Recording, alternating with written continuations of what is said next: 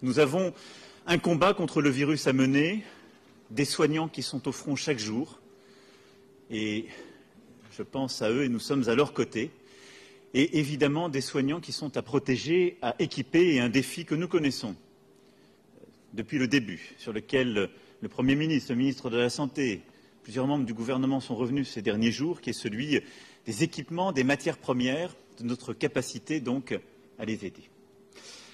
Ce sont d'abord les masques.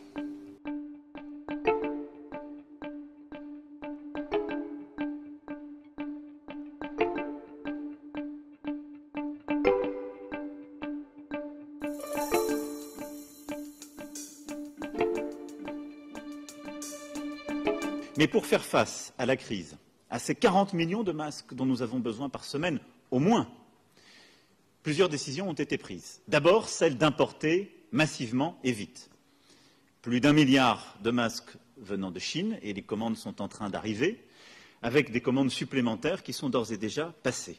Mais il nous faut aussi, et à mes yeux aujourd'hui, avant toute chose, produire davantage en France, sur notre sol.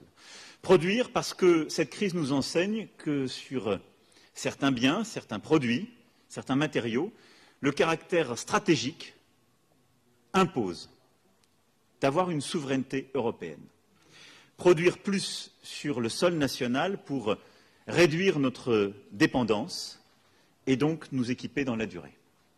Nous avons 4 acteurs historiques en France qui produisent des masques chirurgicaux FFP2, entre autres. Colmy-Open, ici, près d'Angers, est le plus important et représente plus des 3/4 de la production française. Avant la crise, nous produisions en France 3,3 millions de masques par semaine.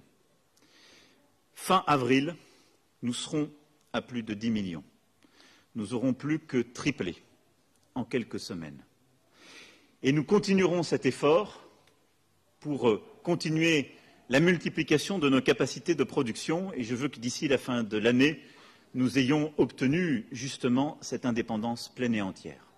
En parallèle, de nouveaux acteurs, Forestia, Chargeurs, Michelin, Intermarché, plusieurs autres, se mobilisent aussi pour produire des masques dans la période, et nous aurons ainsi la capacité à produire en France, d'ici fin avril, environ 15 millions de masques par semaine.